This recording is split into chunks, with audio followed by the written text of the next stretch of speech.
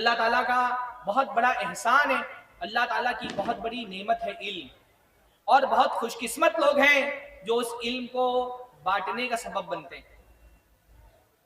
علم کو بانٹنا یہ نبی کریم محمد رسول اللہ صلی اللہ علیہ وسلم کی سنت ہے۔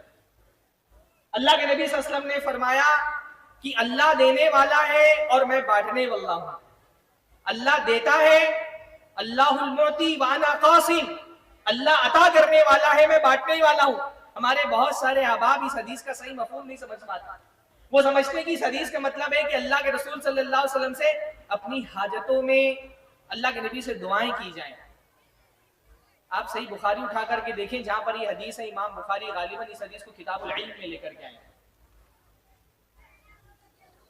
اس حدیث کو کتاب العلم میں لے کر کے آئے۔ مطلب اس کا کیا ہے کہ اللہ علم دینے والا ہے اور رسول اللہ علم بانٹنے والے ہیں۔ علم بانٹنا پیارے نبی محمد رسول اللہ صلی اللہ علیہ وسلم کی سنت ہے۔ بھائی علم کی فضیلت پر میرے پاس بہت زیادہ وقت نہیں بچا ہے۔ ہمارے شیخ عبد الوہاب صاحب یہاں بیٹھے ہوئے ہیں اور ہمارے بزرگ عالم دین شیخ شعیب مدی بھی یہاں پر موجود ہیں۔ علم کی فضیلت پر بہت ساری حدیثیں سنائی جا سکتی ہیں، قرآن کی بہت ساری آیتوں سے علم کی عظمت کا استدلال کیا جا سکتا ہے۔ سلف کے اقوال تو شمار نہیں کیے جاتے اتنے علم کی فضیلت پر ہے۔ لیکن اگر میں علم کی عظمت پر، علم کی فضیلت پر قرآن کی کوئی ایک آیت نہ سناؤں، اللہ کے نبی کی کوئی حدیث نہیں بیان کروں، سلف میں سے کسی کا ایک قول پیش نہ کروں، علم کی عظمت کو سمجھنے کے لیے کیا یہی بات کافی نہیں ہے کہ علم اللہ تعالیٰ کی صفت ہے؟ علم اللہ تعالیٰ کی صفت ہے۔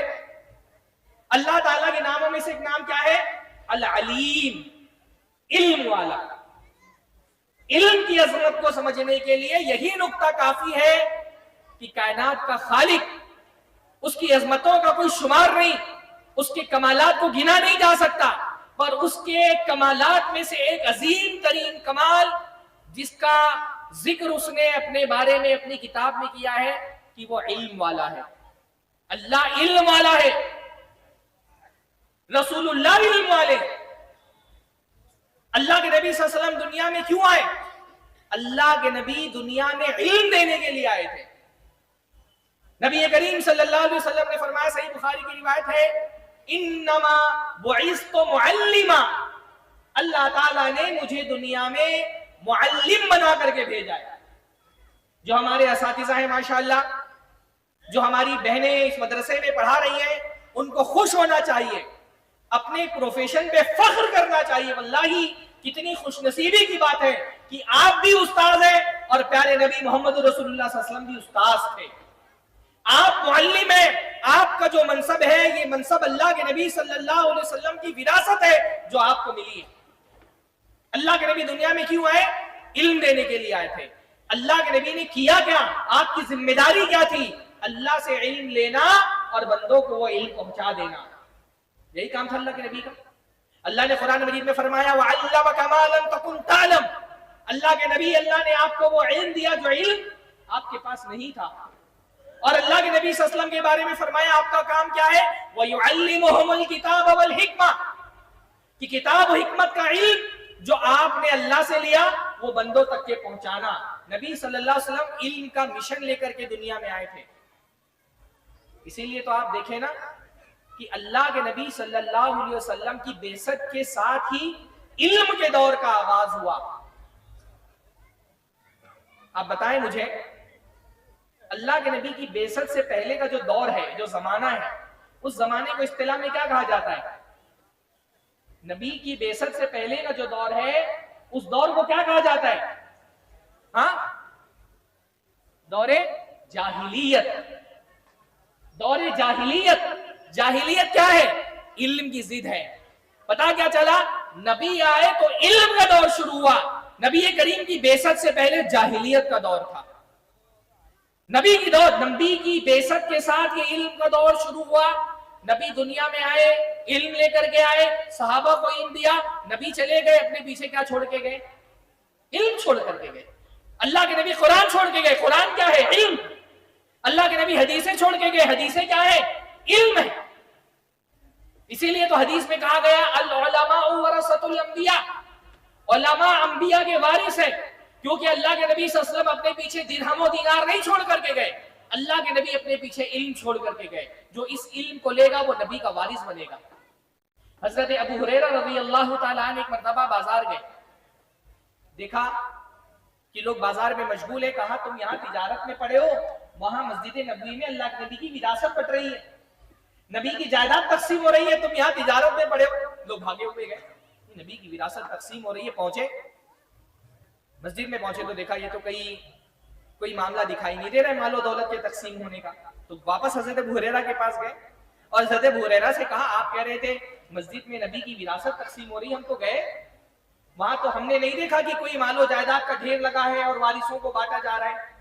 تو حضرت ابو ہریرہ نے پوچھا کہ اچھا کیا دیکھا، پھر مسجد میں کیا ہو رہا تھا جب گئے؟ تو کہا ہم نے دیکھا کہ چند صحابہ بیٹھے ہوئے ہیں اور ان کے گرد ان کے شاگردوں کا حلقہ لگا ہوا ہے اور یہ صحابہ ان سے اللہ کے نبی کی حدیثیں سن رہے ہیں۔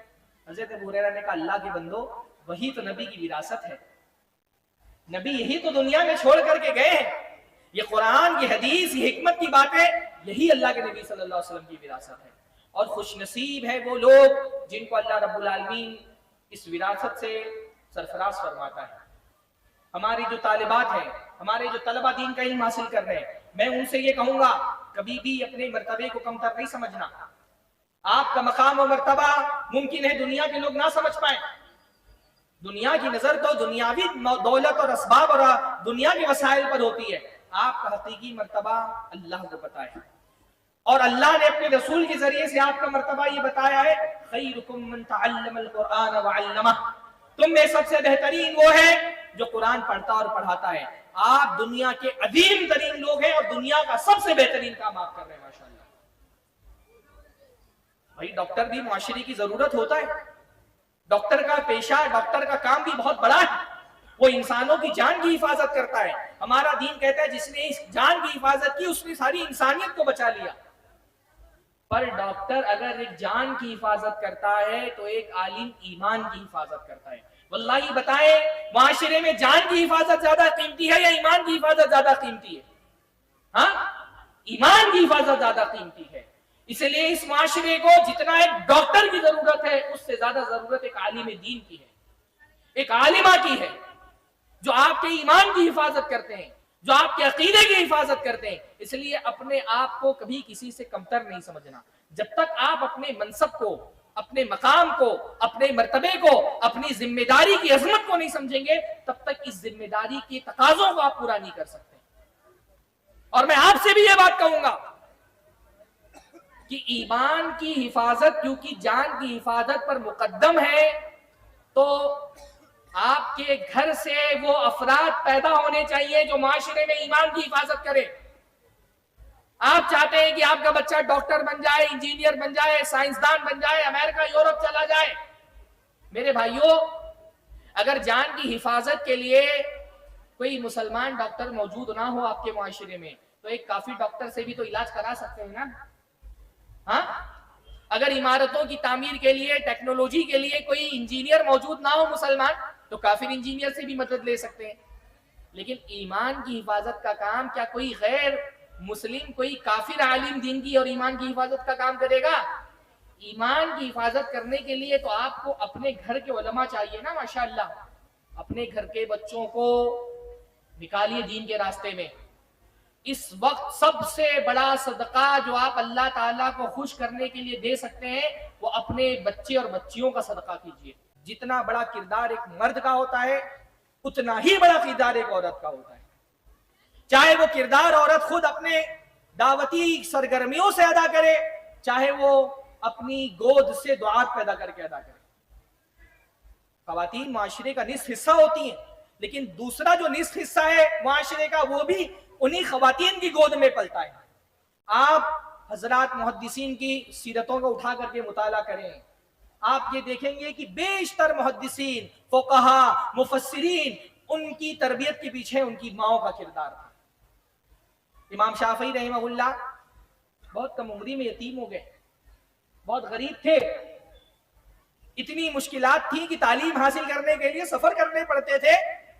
سفر کرنے کے لیے پیسہ نہیں تھا ہاتھ میں.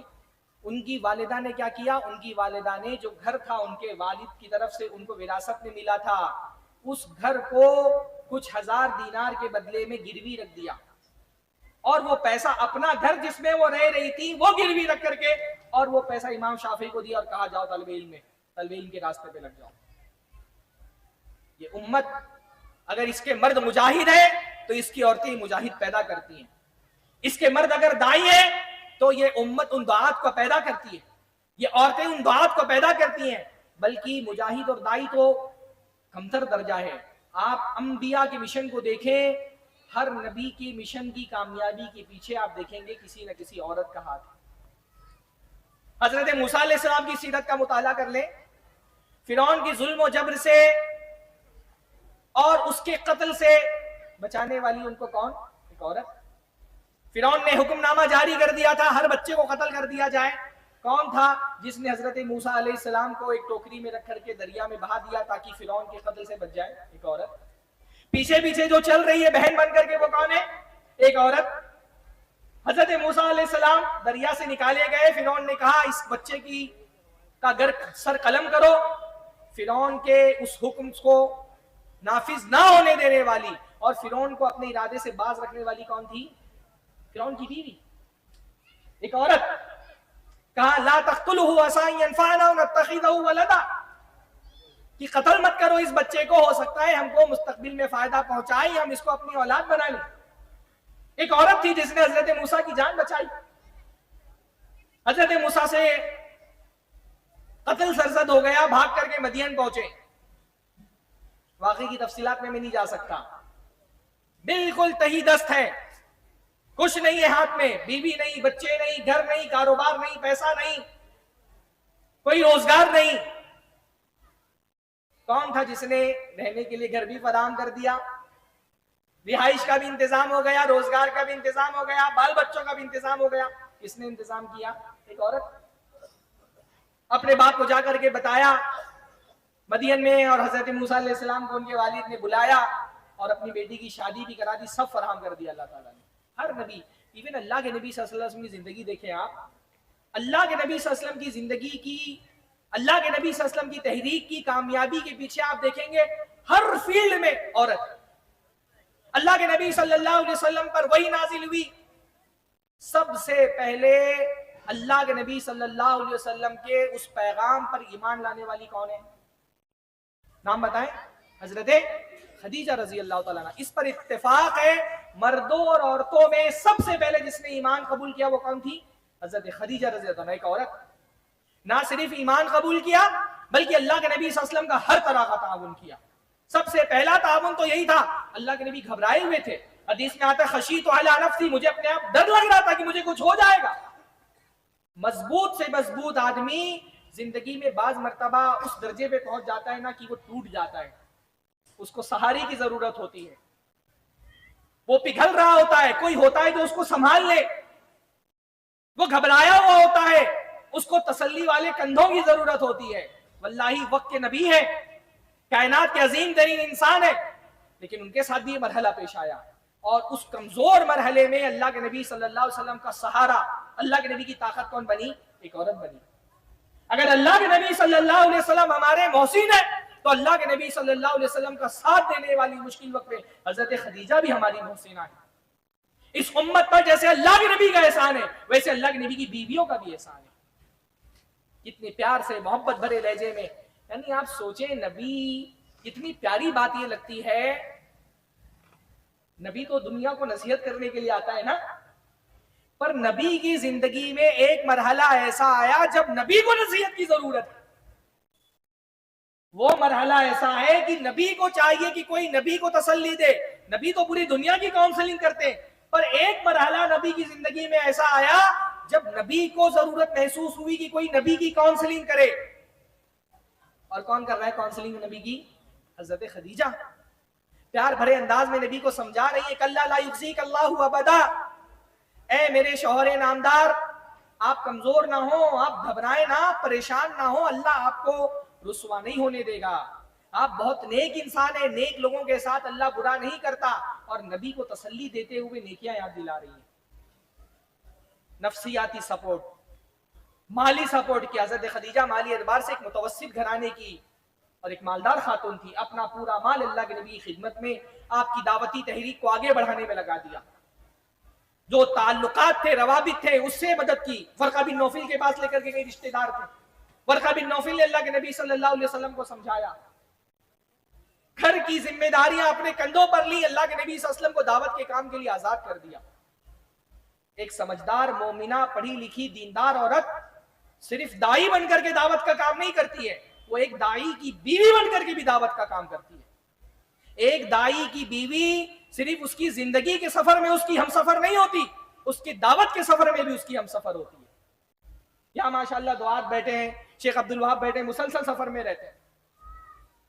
ہمارے ساتھ بھی ہوتا ہے بعض مرتبہ پورے مہینے میں 2-3 دن گھر پہ ملتے دینے کے لیے. یہ دعات، یہ علماء، یہ جو ٹائم اپنی قوم کے لوگوں کو دیتے ہیں، یہ ٹائم اصل میں ان کی بیویوں کا ہے، ان کے بچوں کا ہے، ان کی فیملی کا ہے. ان بچوں کا، اس فیملی کا ٹائم نکال کر کے یہ قوم کی خدمت میں لگاتے ہیں.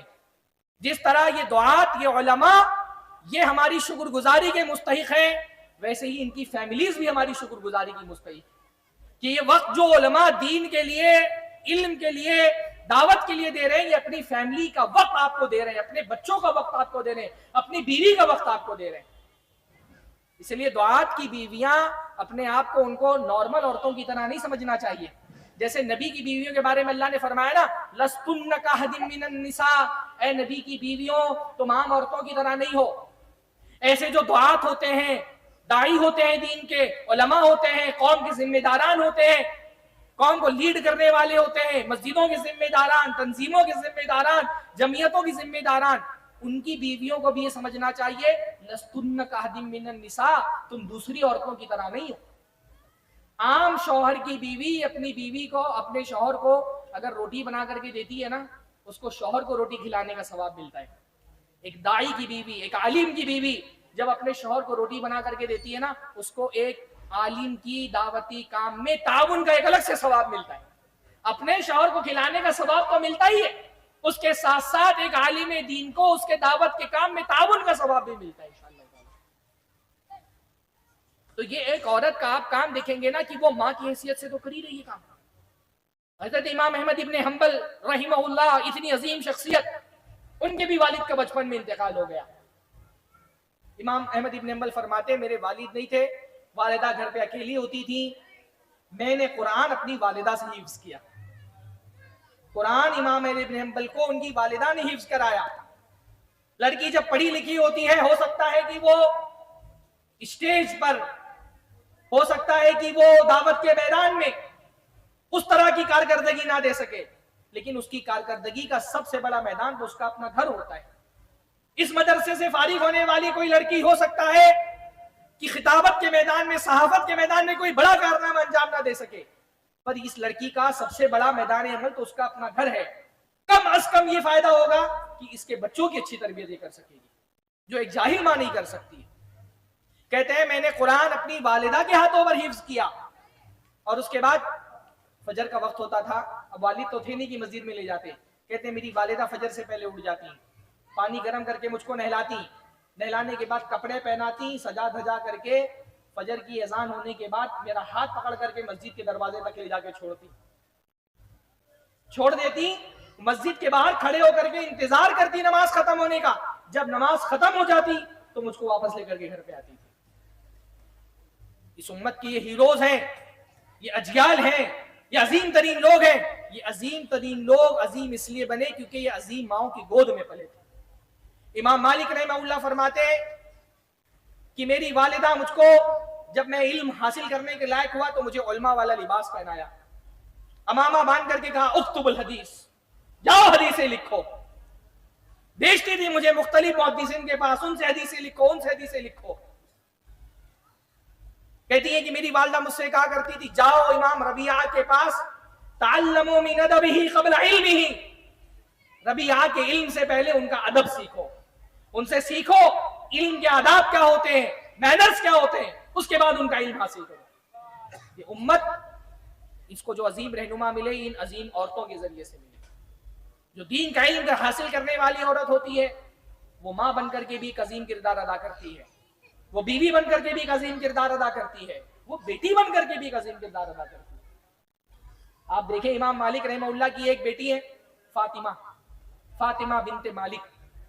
امام مالک رحمہ اللہ کی پوری موطا انہوں نے حفظ کی ہوئی تھی, اور جب امام مالک اپنی درسگاہ میں بیٹھتے تو وہ ان کی بیٹی دروازے کے پیچھے بیٹھ جاتی, اور جب کوئی موطا سنانے کے لیے آتا, محدثین کا دو طریقہ ہوتا ہے نا, تحمل و ادا کا.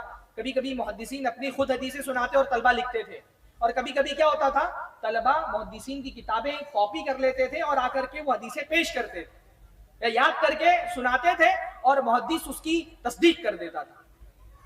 تو امام مالک نے موطا لکھی. اب جن کو موطا روایت کرنی ہوتی تھی وہ آ کر کے پہلے سناتے امام مالک کو, اور امام مالک تصدیق کر دیتے, تو پھر وہ امام مالک سے روایت کرتے. تو کوئی موطا سنانے کے لیے آتا تو وہ دروازے کے پیچھے بیٹھی ہوتی, اور اگر وہ سنانے میں غلطی کرتا تو ان کی بیٹی پیچھے سے دروازہ کھٹکھٹاتی, دروازے پر ہاتھ مارتی. امام مالک کو احساس ہوتا کہ اس نے غلطی کی ہے تو اس کی تصحیح کرتے. بیٹی ہونے کی حیثیت سے بھی خدمات انجام دی ہے خواتین نے. سعید ابن المسیب رحمہ اللہ, ان کی بیٹی بڑی عالمہ فاضلہ, ان سے دین سیکھنے والی, اتنی شاندار عورت کہ بادشاہ نے اپنے بیٹے کا رشتہ بھیجا تو امام سعید ابن المسیب نے انکار کر دیا کہ مجھے اپنے بیٹی کی شادی بادشاہ کے بیٹے سے نہیں کرنی ہے.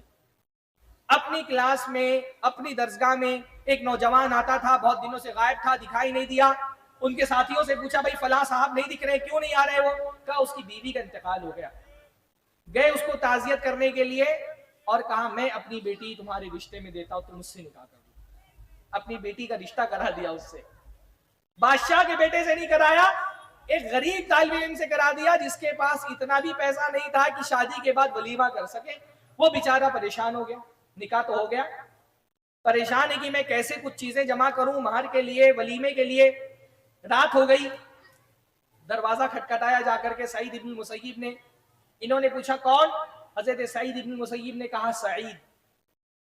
ان کے شاگرد کہتے ہیں کہ مدینہ میں جتنے سعید تھے, علاقے کے جتنے سعید تھے, میں نے سب کا چہرہ ذہن میں لایا, لیکن یہ نہیں سوچ سکا کہ سعید ابن المسیب خود میرے دروازے پہ آئے ہوں گے.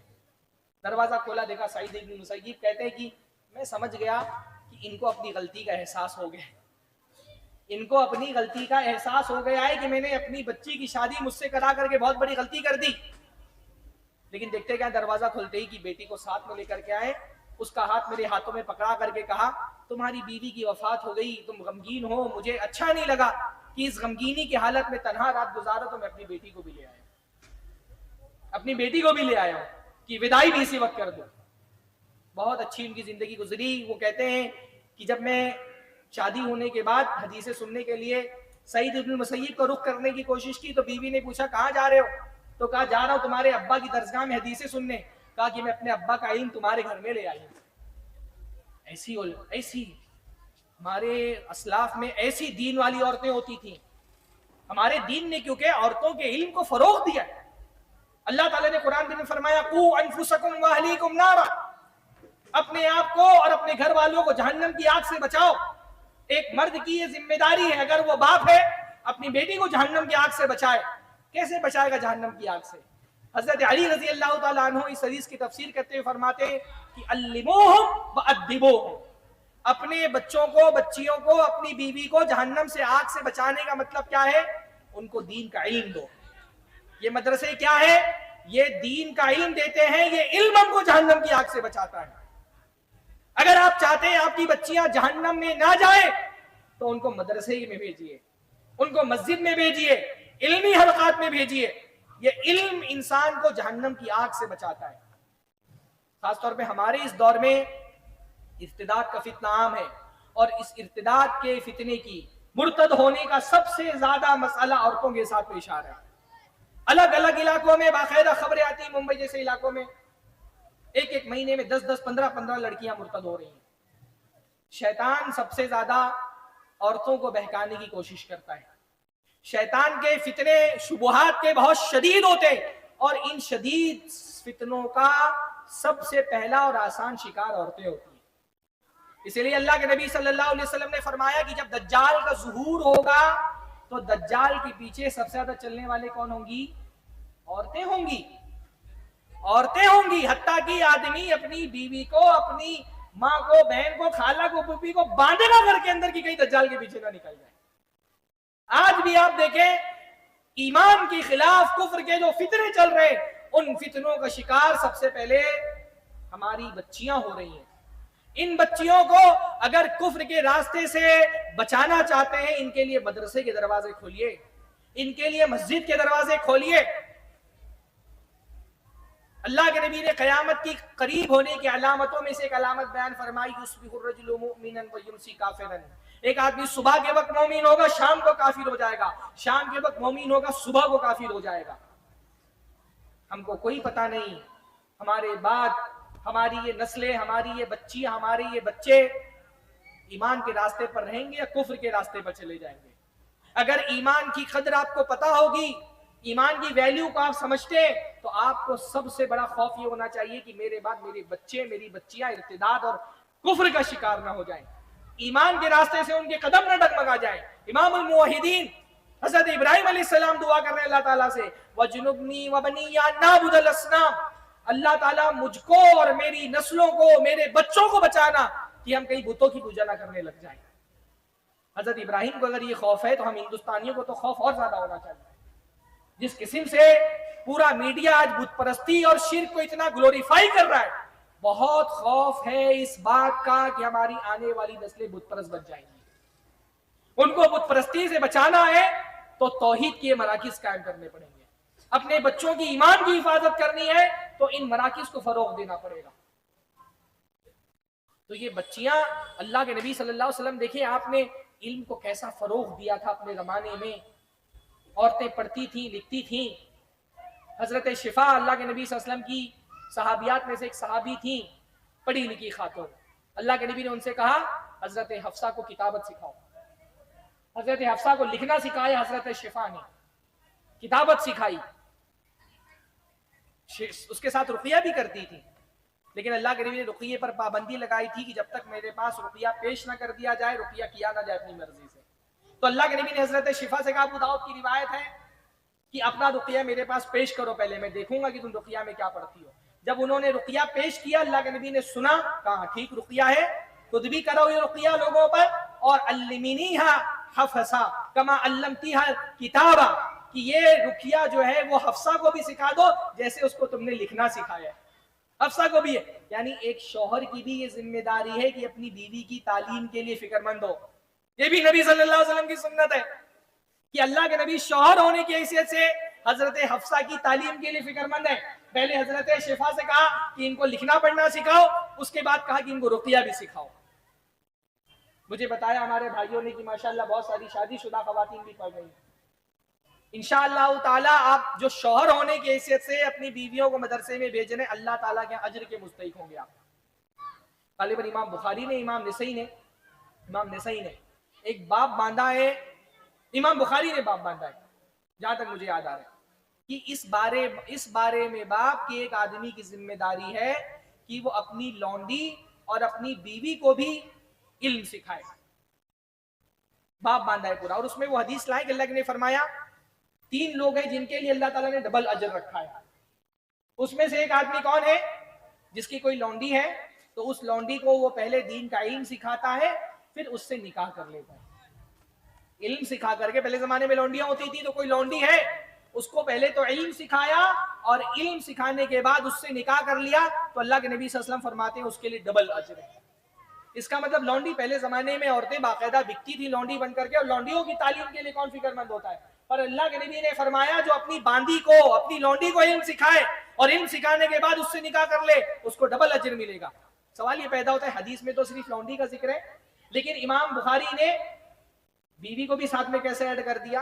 حافظ ابن حجر کہتے ہیں کہ لونڈی کو اگر علم سکھانا ہے تو بیوی کو تو بدرجہ اولا سکھانا چاہیے، بیوی کو تو زیادہ سکھانا چاہیے۔ اگر لونڈی کو علم سکھانے اور پڑھانے کا ثواب ہے تو بیوی تو بدرجہ اولا اس کے اندر شامل ہے۔ آپ اپنی بیویوں کو پڑھائیں گے، آپ کی بیویاں انشاءاللہ تعالی آپ کے آنے والی نسلوں کی حفاظت کریں گی۔ اللہ کے نبی صلی اللہ علیہ وسلم نے خواتین کی تعلیم پر خصوصی توجہ دی۔ ایک مرتبہ اللہ کے نبی کے پاس عورتیں آئیں، اور اچھا دیکھیے علم کا ایک ایسا حرص اور ایسا شوق اللہ تعالیٰ نے پیدا کر دیا تھا نا عورتوں کو کہ عورتیں اس کو محسوس کرتی تھی. آ کر کے اللہ کے نبی سے شکایت کی عورتوں نے کہا غلبنا الرجال, اللہ کے رسول صلی اللہ علیہ وسلم مرد تو ہم پر غالب ہو گئے آپ کے معاملے میں. وہ نمازیں آ کر کے پڑھتے ہیں, ہر نماز کے بعد آپ کا درس سن رہے ہیں, آپ سے حدیثیں سن رہے ہیں, اصحاب صفہ حدیثیں لکھ رہے ہیں, سفر و حضر میں آپ کے ساتھ ہیں, سارا علم تو مرد لے کر کے جا رہے ہیں, ہم عورتوں کو تو آپ سے علم مل ہی نہیں پا رہا. یہ شعور, علم کا یہ شوق, یہ اصل میں علم کی پہلی سیڑھی ہوتی ہے کہ ہمارے زمانے میں خواتین اس کو محسوس کرے کہ آپ علم کے نچلے درجے پر ہیں اور آپ کے لیے علم کے دروازے بند کیے گئے, اور مطالبہ کریں اپنی سوسائٹی سے, اپنے سماج سے کہ ہمارے لیے بھی علم کے دروازے کھولو. ہمارے معاشرے میں علم کا سب سے بڑا مرکز مسجدیں ہوتی ہیں. ہمارے معاشرے کے بعض متعصب لوگوں نے مسجد کے دروازے خواتین کے لیے بند کیے ہوئے ہیں, اور اس کا نتیجہ یہ ہے کہ مرد تو جمعہ کے خطبوں میں, نمازوں میں کچھ نہ کچھ دین کا علم حاصل کر رہے ہیں, عورتیں انتہا درجے کی جہالت کی شکار ہے ہمارے معاشرے کے اندر. جو جہالت آپ دیکھ لیں قبروں پہ, درگاہوں پر 5 گنا زیادہ عورتیں دکھ رہی ہیں کیونکہ دین کا علم نہیں ہے. ہمارے حیدرآباد کے ایک دوست ہیں, انہوں نے بتایا کہ حیدرآباد سے 2 عورتیں عمرہ کرنے کے لیے گئیں. عمرہ کرنے کے لیے گئیں تو کعبۃ اللہ کا طواف کر رہی تھی, تو ایک عورت نے کہا اچھا جی یہ گھر کے اندر کعبہ کے اندر ہے کیا, کیوں اس کے گر چکر لگاتے ہیں. دوسری نے کہا تم کو نہیں پتا اللہ تعالیٰ کا مزار ہے. تب زندگی بھر مزاروں ہی کا طواف کیا ہے نا, تو پتہ ہی نہیں, بیسک توحید اور ایمان کا علم نہیں پتا لوگوں کو. ہاں, اللہ کے نبی صلی اللہ علیہ وسلم نے ایسا سیٹ اپ بنایا تھا, اور تو ایمان سیکھ رہی ہے اللہ کے نبی سے. حدیث میں آتا ہے ایک کالی کلوٹی عورت اللہ کے نبی صلی اللہ علیہ وسلم کے پاس آتی ہے اور اللہ کے نبی سے کہتی ہے اللہ کے نبی مجھے مرگی آتی ہے, دورے پڑتے ہیں, ادعو اللہ لی, آپ اللہ تعالیٰ سے میرے لیے دعا کر دیں کہ اللہ تعالیٰ اس مرض سے مجھے شفا دے دے. ایمان کی یہ بیسک بات ان کو پتا ہے کہ اس مرض سے شفا ملے گی تو اللہ ہی دے سکتا ہے, نبی نہیں دے سکتے. تو نبی سے آ کر کے نہیں کہنی نبی مجھے شفا دے دو. یہ بیسک بات عورت کو پتا ہے توحید کے بارے میں, خود نبی سے نہیں مانگ رہی کہ نبی میں بیمار ہو گئی ہوں, آپ شفا دینے والے مجھے شفا دے دیں. نبی سے کیا کہہ رہی ہے ادعو اللہ لی, اللہ سے دعا کرے کہ اللہ مجھے شفا دے دے. یہ علم توحید کا ایسے ماحول میں رہ کر کے جو بت پرستی کا ماحول تھا, توحید کی پختگی کیسے آئی, نبی صلی اللہ علیہ وسلم کی تربیت کے ذریعے سے آئی. اللہ کے نبی نے فرمایا کہ تم چاہو تو میں دعا کر دوں اور شفا مل جائے گی, وَإِن صَبَرْتِ فَلَكِ الْجَنَّةُ, لیکن اگر صبر کر لو تو تمہارے لیے جنت ہے. کہتے اللہ کے نبی مجھے جنت چاہیے, میں صبر کر لوں گی, بس اتنی دعا کریں کہ انی اتکشفو, کبھی کبھی مرگی آتی ہے, دورہ پڑتا ہے تو میرا جسم کھل جاتا ہے, اتنی دعا کریں کہ میرا جسم نہ کھلے. ہاں, بیماری کی پرواہ نہیں ہے, اپنی حیا کی پرواہ ہے. کیوں تھا؟ کیونکہ اللہ کے نبی نے اسی تربیت کی. خصوصی طور پہ جب عورتوں نے کہا غلبنا الرجال, مرد ہم پر غالب آ گئے, وہ سارا علم آپ سے لے جا رہے ہیں, ہم کو تو علم ہی نہیں مل رہا, تو اللہ کے نبی نے عورتوں کے لیے خاص دن متعین کیا. ابن مسعود ایک روایت میں کہتے ہیں کہ وہ جمعرات کا دن تھا. جمعرات کے دن اللہ کے نبی صلی اللہ علیہ وسلم خاص عورتوں کو تعلیم دیتے تھے, اور اس میں بھی خاص طور پہ جو انصار کی عورتیں تھیں وہ بڑھ چڑھ کے حصہ لیتی تھیں. حضرت عائشہ رضی اللہ تعالیٰ عنہ فرماتی ہے اللہ تعالیٰ انصار کی عورتوں پہ رحم کرے, حیا ان کو اللہ تعالیٰ کے دین کا علم حاصل کرنے سے نہیں روکتی. جو مسائل ہوتے ہیں, بعض مسائل عورتوں کے مخصوص ہوتے ہیں, حیض کے, نفاس کے, شوہر کے ساتھ تعلق کے, حیا والے ہوتے ہیں, لیکن اس حیا کی وجہ سے وہ جاہل نہیں رہتی ہیں بلکہ دین کا علم حاصل کرتی ہیں. بڑھ چڑھ کر کے عورتیں دینی معاملات میں حصہ لیتی تھی. خود ازواج مطہرات کو اللہ تعالیٰ نے فرمایا وَاذْكُرْنَا مَا يُتْلَىٰ فِي بُيُوتِكُنَّ مِنْ آيَاتِ اللَّهِ وَالْحِكْمَةِ, تمہارے گھروں میں جو قرآن پڑھا جا رہا ہے, جو حکمت کی باتیں پڑھی جا رہی ہیں, تم ان کو پڑھو, یاد کرو, ذہن نشین کرو. اور اس کے نتیجے میں امت میں علماء پیدا ہوئے. حضرت شفا کے بارے میں نے بتایا آپ کو, حضرت شفا کا مقام اور مرتبہ اتنا بلند تھا کہ حضرت عمر کے بارے میں آتا ہے کہ اپنے بہت سارے قومی معاملات میں حضرت عمر حضرت شفا سے مشورے لیتے تھے. ایک خاتون کا علمی مقام ایسا تھا کہ حضرت عمر جیسا فہیم اور ذہین آدمی ان سے مشورے لیا کرتا تھا. آپ پوری اسلامی تاریخ دیکھیں، ایک سے ایک عالمات، مطلب آپ ازواج مطہرات کا ذکر ہی کیا کرنا، حضرت عائشہ، حضرت حفصہ، حضرت ام سلمہ، حضرت صفیہ، ان کا جو علمی مقام ہے اس کے لیے تو ایک الگ خطابت کی ضرورت ہے، ایک الگ موضوع کی ضرورت ہے۔ ان کے علاوہ جو خواتین تھیں، حضرت عائشہ کی ایک بھانجی ہیں، عائشہ بنت ابی طلحہ۔ حضرت عائشہ کے جب حضرت ابوبکر کی وفات ہونے لگی تو حضرت عائشہ کو حضرت ابوبکر نے بلایا اور کہا کہ اپنی بہن کا خیال رکھنا۔ تو حضرت عائشہ نے سوچا کہ کس بہن کی بات کر رہے ہیں، تو حقیقت یہ تھی کہ حضرت ابوبکر نے انصار میں ایک عورت سے شادی کی تھی جب اللہ کے نبی کی وفات کا وقت قریب تھا تبھی، تو وہ پیٹ سے تھی، پریگننٹ تھی، تو حضرت ابوبکر کا یہ خیال تھا کہ ان سے بیٹی ہی ہوگی، اور واقعتاً بیٹی ہوئی۔ اس بیٹی کا نام تھا ام کلثوم، عظیم ترین خواتین میں سے ایک ہے وہ، اب ام کلثوم بنت ابی بکر رضی اللہ تعالیٰ عنہ۔ یہ وہ خاتون ہے نا جن سے نکاح کرنے کے لیے حضرت عمر نے پیغام بھیجا تھا، چاہتے تھے کہ حضرت ابوبکر سے بھی ایک رشتہ ہو جائے جیسے حضرت علی سے ان کا ایک رشتہ ہوا تھا۔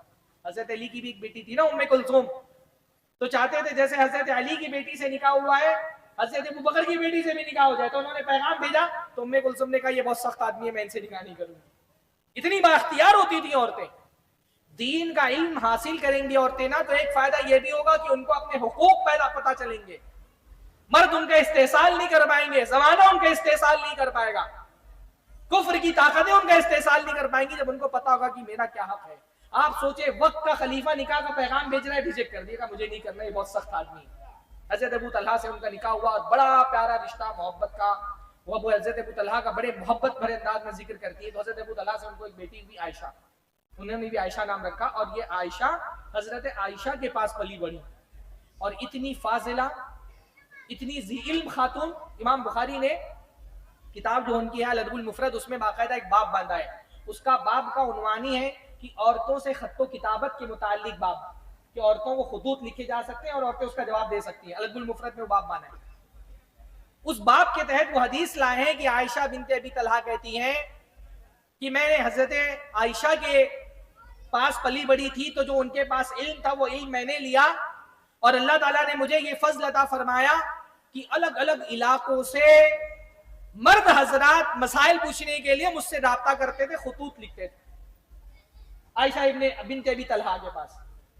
آپ سوچیں ہمارے زمانے میں ہم نے عورتوں نے خود اپنی قدر نہیں کی، مردوں نے عورتوں کی قدر نہیں کی، تو وہ عالمات فاضلات، وہ محدثات اور فقیہات جو پیدا ہوتی تھی پرانے زمانے میں، آج ایسی کوئی ایک فقیہ کا نام آپ ہندوستان میں نہیں لے سکتے۔ کہتی ہیں کہ اطراف و امصار سے، کبھی عراق سے، شام سے، حجاز سے، مدینہ سے، مکہ سے لوگ خطوط لکھتے تھے، مجھ سے مسائل پوچھتے تھے۔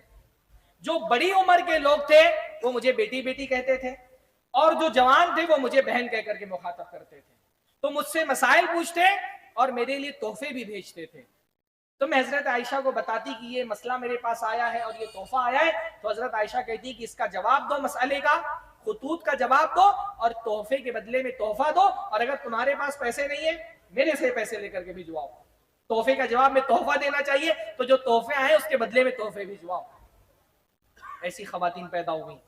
اللہ کے نبی صلی اللہ علیہ وسلم کی صحابی ام عمارہ، خطیبۃ النساء ان کو کہا جاتا تھا، فقیہۃ النساء، انصاری خاتون تھی، خواتین کی فقیہہ تھی وہ، اور صرف فقیہہ نہیں، جنگ یرموک میں ان کے بارے میں آتا ہے کہ 9 عیسائیوں کو قتل کر دیا انہوں نے اپنے ہاتھ سے، یعنی جہاں ضرورت پڑی جہاد کے میدان میں تلوار بھی اٹھا۔ ایسی بھی عورتیں تھیں ماشاءاللہ، ہمارے عورتیں چھپکلی دیکھ کے ڈر جاتی ہیں، کاکروچ دیکھ کے ڈر جاتی ہیں، 9 عیسائیوں کو انہوں نے بمبوں سے مار مار کے قتل کر دیا، ایسی خواتین تھیں۔ ہاں آپ دیکھیں گے حافظ ابن حجر نے الدرر الکامنہ ان کی کتاب ہے جس میں انہوں نے 7ویں 8ویں صدی ہجری کے جو بڑے بڑے علماء ہیں، محدثین ہیں، ان کا ذکر کیا ہے، اس میں تقریباً 170 شیخات کا ذکر انہوں نے کیا ہے، 170 عورتیں جو حدیثیں روایت کرتی تھیں اور بڑے بڑے محدثین ان کے پاس جا کر کے ان سے حدیثیں سنتے تھے۔ ان 170 محدثات میں، شیخات میں 54 شیخات ایسی تھی جن سے خود حافظ ابن حجر نے حدیثیں سنی تھی۔ ابن حجر جیسا محدث، اس کی 54 ان کی شیخات تھیں۔ آپ محدثین کی سیرت پڑھیں گے آپ کو ملے گا امام نجم الدین المکی، ابن فہد المکی، ان کی 130 اساتذہ جو ہیں شیخات ان کی عورتیں تھیں۔ امام سخاوی کی 85 کے قریب شیخات تھی جن سے انہوں نے حدیثیں سنی تھی. حافظ سیوطی کی 44 شیخات تھی جن سے انہوں نے حدیثیں سنی تھی. حافظ ابن عساکر جن کو دمشق کا حافظ کہا جاتا ہے, بہت بڑے عالم دین, انہوں نے 80 عورتوں سے علم حاصل کیا تھا. یعنی یہ بڑے بڑے محدثین, خواتین کا اتنا بڑا مقام تھا نا, ان سے جا کر کے حدیثیں سنتے تھے. الحمدللہ ہم نے عورتوں کو ان کا مقام نہیں دیا, ان کا مرتبہ نہیں سمجھا. اس لیے جو کردار ایک معاشرے میں, سوسائٹی میں عورتوں کا ہوا کرتا تھا, آج عورتیں وہ کردار نہیں ادا کر پا رہی ہیں. ہم نے ان پر علم کے دروازے بند کر دیے. علم حاصل کرنے کا سب سے بڑا ذریعہ مسجدیں تھا, ہماری مسجدوں کے دروازے ان پر بند ہیں. اللہ کے نبی صلی اللہ علیہ وسلم کے زمانے میں تو یہ صورتحال تھی. مسجد نبوی میں ایک دروازہ خاص عورتوں کے لیے تھا, باب النساء. حضرت ابن عمر کہتے جب یہ دیکھا اللہ کے نبی نے کہ مرد اور عورت ایک ہی دروازے سے آ رہے ہیں, اس میں اختلاط کا اندیشہ ہے, تو اللہ کے نبی صلی اللہ علیہ وسلم نے ایک دروازہ عورتوں کے لیے خاص کر دیا. ابن عمر کہتے ہیں میں پوری زندگی چاہے مسجد میں عورتیں آتی ہو یا نہ آتی ہو, میں کبھی اس دروازے سے داخل نہیں ہوا کہ اللہ کے نبی نے مردوں کو منع کیا تھا کہ اس دروازے میں داخل ہو. خاص دروازہ مسجد نبوی کا خاص کر دیا گیا عورتوں کے لیے. عورتیں نمازیں پڑھنے کے لیے بھی آتی, علم حاصل کرنے کے لیے بھی آتی. ہمارے یہاں فرض نمازوں میں عورتوں کو اجازت نہیں ہے. اللہ کے نبی کے زمانے میں نفلی عبادت کرنے کے لیے عورتیں مسجد میں آتی تھیں. اللہ کے نبی نے دیکھا کہ رسی لٹکی ہوئی ہے مسجد میں, پوچھا یہ کیسی رسی ہے؟ کہا حضرت زینب نماز ادا کرتی ہے, تھک جاتی ہے تو رسی پکڑ لیتی ہے. تو اللہ کے نبی نے رسی کھلوا دی. پتہ یہ چلتا ہے کہ عورتیں نفلی عبادتیں اور نفلی نماز ادا کرنے کے لیے بھی مسجدوں میں آتی تھیں. یہ اہل حدیث مسجد اللہ تعالیٰ کی بہت بڑی نعمت ہے کہ یہاں خواتین کے لیے انتظام ہے ماشاءاللہ. بہت افسوس کی بات ہے کہ ہمارے معاشرے میں عورتیں بے پردہ ہو کر کے پارکوں میں جا رہی ہیں, یونیورسٹیز میں جا رہی ہیں, کالجوں میں جا رہی ہیں, کسی کو کوئی فرق نہیں پڑ رہا. شادیوں میں میک اپ کر کے جا رہی ہیں, کوئی فتنہ نہیں ہو رہا. پکنک اسپاٹ پر جا رہی ہیں, بے حیائی کا مظاہرہ کر رہی ہیں, کوئی فرق نہیں پڑ رہا. اور جیسے ہی کسی اہل حدیث مسجد میں الحمدللہ خواتین کا انتظام ہوتا ہے, ہمارے خطیب کا ماتھا تن جاتا ہے, بھویں پڑ جاتی ہیں, ممبر پہ کھڑے ہو کر کے بولتا ہے عورتوں کا مسجد میں جانا فتنہ ہے. سبحان اللہ, ایسا لگتا ہے سب سے برے لوگ مسجد میں ہی موجود ہیں. عورتیں پارک میں جا کر کے محفوظ ہے, وہاں فتنہ نہیں ہو رہا, شادیوں میں فتنہ نہیں ہو رہا, کالجوں یونیورسٹی میں فتنہ نہیں ہو رہا, مسجد میں آ رہی فتنہ ہو جا رہا ہے. آج کفر و ارتداد نے اپنے دروازے کھول دیے عورتوں کے لیے.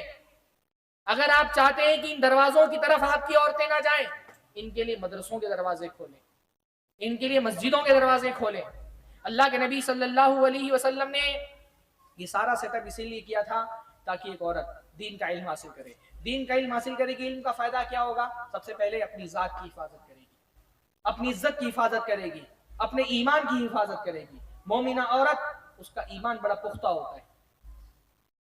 ایمان, علم کا سب سے بڑا فائدہ یہی ہوتا ہے کہ انسان اپنے عقیدے اور اپنے ایمان کی حفاظت کرتا ہے. شیطان کیونکہ جانتا ہے کہ ایمان ہمارا سب سے قیمتی سرمایہ ہے, تو اپنے شبہات کے ہتھیار سے ہمارے ایمان پر حملہ کرتا ہے نا. شیطان کے دو ہتھیار ہیں, ایک شبہات کا ہتھیار اور ایک شہوات کا ہتھیار. شبہات کا مطلب ہوتا ہے شک. شیطان کیا کرتا ہے؟ ہمارے دل میں, ہمارے عقیدے کے بارے میں, ہمارے ایمان کے بارے میں ہم کو شک میں مبتلا کرنا چاہتا ہے, اور اس کے لیے وہ کس ہتھیار کا استعمال کرتا ہے؟ شبہات کا. اور شبہات کے اس ہتھیار سے اگر ہم کو اپنی حفاظت کرنی ہے تو ہم کو کون سا ہتھیار چاہیے اس کے مقابلہ کرنے کے لیے؟ علم کا ہتھیار. ایمان والے کے ہاتھ میں جب علم کی تلوار ہوتی ہے تو وہ شبہات کی تلوار کو کاٹ کر کے رکھ دیتی ہے. آج جو ہماری بہنیں ارتداد کے راستے پر جا رہی ہیں, کفر کے راستے پر جا رہی ہیں, اس کی وجہ یہ ہے کہ ہم نے ان بہنوں کو علم کا ہتھیار نہیں دیا ہے, وہ علم کی ڈھال نہیں دی ہے جس علم کی ڈھال سے وہ شیطان کے شبہات کا مقابلہ کر سکے. جبکہ شیطان تو اپنے سارے وسائل استعمال کر رہا ہے ہماری بچیوں کے ذہن میں شبہات ڈالنے کے لیے. ٹی وی پر بیٹھ کر کے ہماری بچوں کے ذہن میں شبہات ڈال رہا ہے, انٹرنیٹ پر بیٹھ کر کے ہماری بچوں کے ذہن میں شبہات ڈال رہا ہے, سوشل میڈیا کے ذریعے سے, اپنے شبہات کے ہتھیار کے ذریعے سے ہماری بچیوں کے ایمان پر حملہ آور ہے. اور اس کے پروٹیکشن کے لیے جو علم کا ہتھیار ہم کو دینا چاہیے تھا, ہم نے اس کو محروم کر دیا. تو آج مسلمان عورتیں کفر کی باتیں کر رہی ہیں, شرک کی باتیں کر رہی ہیں. سب سے بڑی ضرورت ان مدرسوں کی یہ ہے کہ ہماری بچیاں اپنے ایمان کی حفاظت کریں اور اپنے ایمان کے ساتھ معاشرے کی ایمان کی حفاظت کریں. مومنہ عورت صرف اپنے ایمان کی حفاظت نہیں کرتی, وہ تو داعیہ بن کر کے ایمان کا نور پھیلاتی ہے. ام سلیم رضی اللہ تعالیٰ عنہ کو دیکھیں, اللہ کے نبی کی عظیم صحابیاں جن کے بارے میں اللہ کے نے فرمایا مجھے جنت دکھائی گئی, فَإِذَا هِيَ بِرُمَيْسَةٍ, تو میں نے جنت میں دیکھا کہ رمیسہ زوجۃ ابی طلحہ کی بیوی رمیسہ جنت میں موجود ہے. کیوں اتنا بڑا مقام ملا؟ ام سلیم توحید کی بڑی پختہ عورت، انس بن مالک رضی اللہ تعالیٰ عنہ کی والدہ. میری جو بہنیں یہاں موجود ہیں جو ہماری معلمات ہیں، میں کہوں گا کبھی آپ بارک اللہ فیکم کبھی آپ ام سلیم کی سیرت پہ درس دیں. ام سلیم کی سیرت میں موجودہ معاشرے کی خواتین کے لیے بڑی نصیحتیں. تو ام سلیم ان کے والد، ام سلیم کے بیٹے ہیں حضرت انس. حضرت انس کے جو والد تھے وہ مشرک تھے، کافر تھے. ام سلیم نے اللہ کے نبی کی دعوت سن کر کے اسلام قبول کر لیا اور اپنے بچے کو پڑھاتی تھی لا الہ الا اللہ بولو، لا الہ الا اللہ بولو. بچے ماں کا گود بچے کا پہلا مدرسہ ہوتا ہے. تو جب حضرت انس کو لا الہ الا اللہ پڑھاتی تو ان کے باپ کہتے کہ میرے بچے کو بگاڑو مت. تو وہ کہتی میں بگاڑ نہیں رہی ہوں، بنا رہی ہوں. باپ غصہ ہو کر کے چلا گیا. ان کی جو شوہر تھے وہ شام چلے گئے، وہیں پہ نصرانیت اختیار کر لی، وہیں وفات ہو گئی، بیوہ ہو گئی. بچے کو اللہ کے نبی صلی اللہ علیہ وسلم کی خدمت میں دے دیا. حدیث میں آتا ہے ام سلیم حضرت انس کو لے کر گئی اللہ کے نبی کے پاس، فرمایا آج سے انس آپ کا خادم ہے، آپ کی خدمت کرے گا. یہ جذبہ تھا ایمان کا. عورتیں اپنے بچوں کو دین کی تعلیم کے لیے، دین کی خدمت کے لیے وقف کرتی تھیں. آسان نہیں اپنے بچوں کو چھوڑنا. یہ خواتین انشاءاللہ تعالی دین کا علم حاصل کریں گی، اپنے بچوں کو دین کے علم کے لیے وقف کریں گی. رشتہ آیا حضرت ابو طلحہ کا. کہا ابو طلحہ مثلک لا یرد، آپ جیسے انسان کا رشتہ بھلا کون منع کر سکتا ہے؟ مسئلہ یہ ہے کہ میں مومن ہوں، مسلمان ہوں، آپ کافر ہیں، مشرک ہیں. موحد عورت کسی مشرکہ اور آدمی سے شادی نہیں کر سکتی. ابو طلحہ نے کہا مجھ سے نکاح کر لو، سونا چاندی دوں گا مہر میں.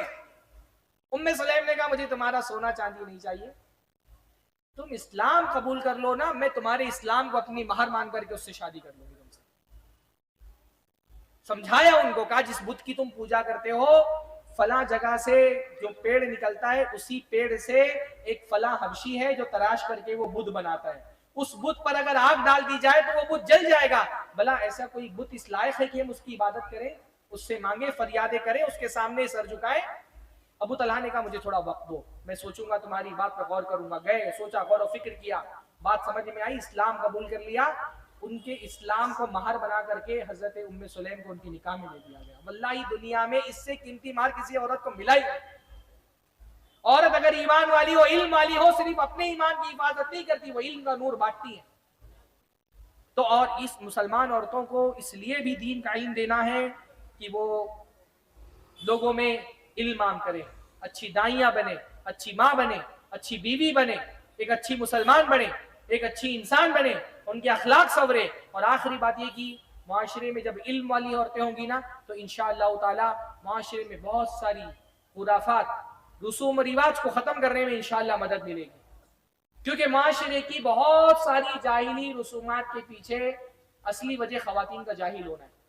جیسے جیسے آپ کے معاشرے میں خواتین پڑھیں گی، لکھیں گی، دین کا علم حاصل کریں گی، جھوٹی، غلطی، باطل رسومات کا خاتمہ ہوگا انشاءاللہ تعالی. ایک مومنہ عورت رسومات، جب دین کا حکم آ جاتا ہے رسومات سے اپنے جان چھڑوا لیتی ہے، چاہے وہ جہیز کی رسم ہو، چاہے دوسری جو دین کے احکام ہیں جو عورتوں کی غیرت کے خلاف ہوتے ہیں. جب دین کا علم آتا ہے تو عورتیں سیکھتی ہیں کہ اپنی غیرت کے خلاف دین کا حکم کیسے، اپنی غیرت کو چھوڑ کر کے دین کا حکم کیسے مانا جائے. اللہ تعالیٰ ہم سب کو خواتین کی تئیں جو ذمہ داریاں اللہ تعالیٰ نے ہم پر عائد کی ہیں، اللہ تعالیٰ ان ذمہ داریوں کو ادا کرنے کی توفیق نصیب فرمائے.